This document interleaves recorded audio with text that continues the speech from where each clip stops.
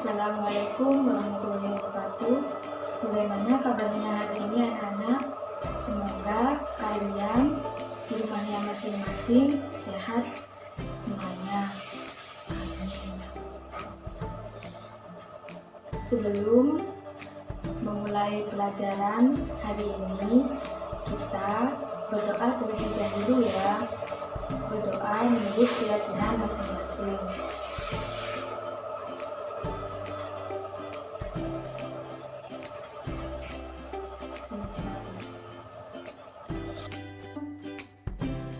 Belajar tentang materi suku. Sekarang belajar tentang materi pertumbuhan ilmu pengetahuan pada masa Umayyah. Sebelum ke pembahasan terlebih dahulu, mari kita renungkan. Tahukah kalian bahwa sejak dahulu kemajuan suatu bangsa selalu ditandai dengan kemajuan dalam bidang ilmu pengetahuan dan budaya.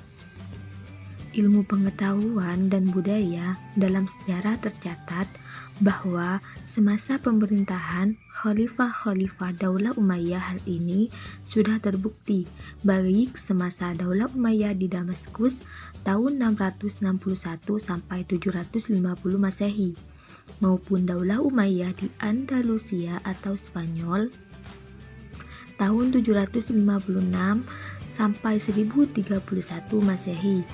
Nah, Damaskus sekarang itu ibu kota negara Suriah, menjadi saksi sejarah betapa majunya peradaban dan ilmu pengetahuan saat itu. Di kota Damaskus banyak didirikan gedung-gedung yang indah. Lingkungan di sekeliling kota juga dibangun dengan tata-tata kota yang sangat teratur.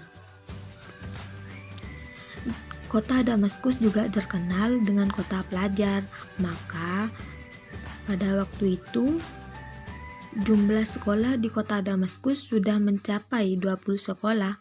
Jumlah perpustakaan besar juga didirikan untuk mendukung tumbuh kembangnya ilmu pengetahuan.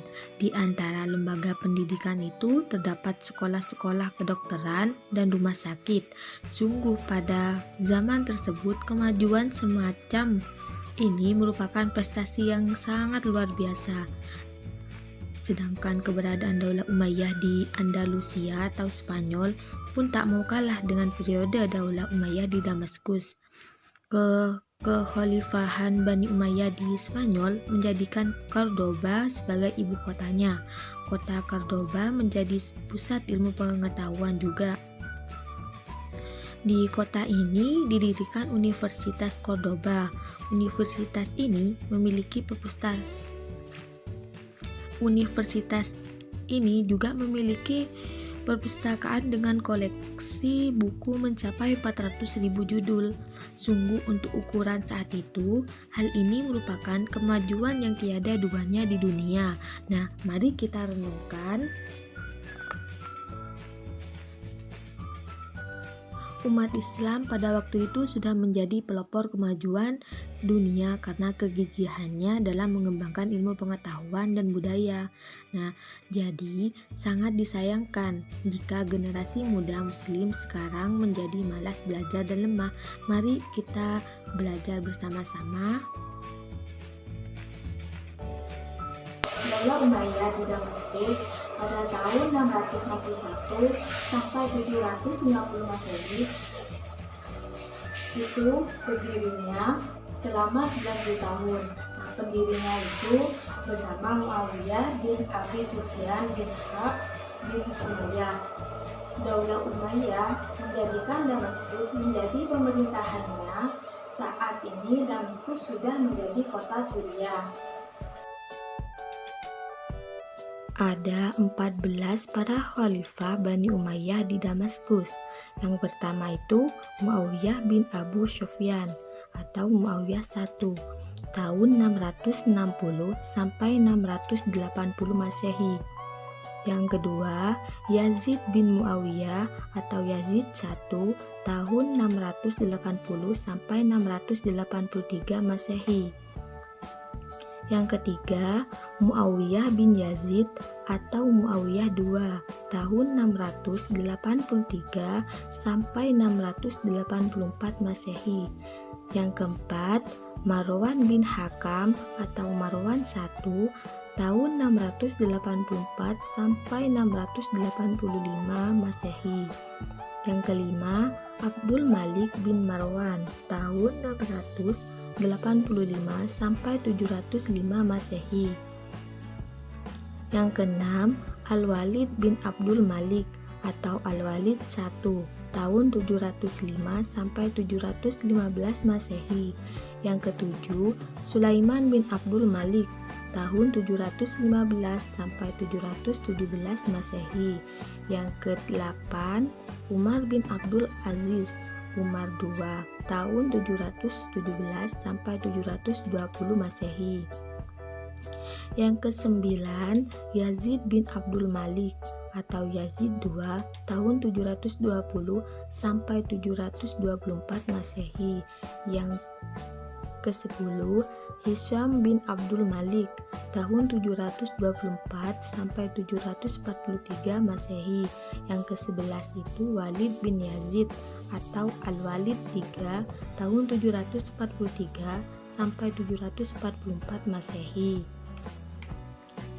Yang ke-12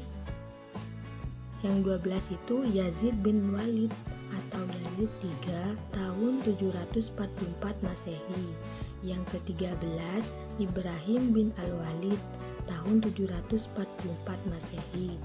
Yang ke-14 yang terakhir Marwan bin Muhammad atau Marwan II Al-Himar tahun 745 sampai 750 Masehi. Itulah para khalifah Bani Umayyah di Damaskus. Pada saat Daulah Umayyah diperintah oleh Al-Walid bin Abdul Malik, keadaan negara sangat tentram, makmur dan tertib. Umat Islam merasa nyaman dan hidup bahagia. Pada masa pemerintahannya yang berjalan kurang lebih 10 tahun itu tercatat suatu perluasan wilayah dari Afrika Utara menuju barat daya benua Eropa, yaitu pada tahun 711 Masehi. Nah, di zaman Khalifah Umar bin Abdul Aziz itu perluasan wilayah dilakukan ke Prancis melalui pegunungan Pyrenea. Misi ini dipimpin oleh Abdurrahman bin Abdullah Al-Ghafiri. Dengan keberhasilan perluasan wilayah ke beberapa daerah, baik dari timur maupun ke barat, wilayah kekuasaan Islam masa Bani Umayyah ini betul-betul sangat luas.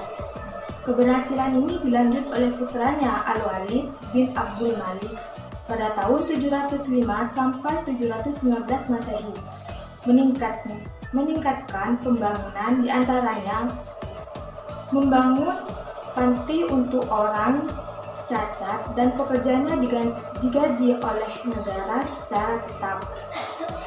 Ia juga membangun jalan-jalan raya yang menghubungkan suatu daerah dengan daerah lainnya, pabrik-pabrik, gedung-gedung pemerintahan, dan masjid-masjid yang megah.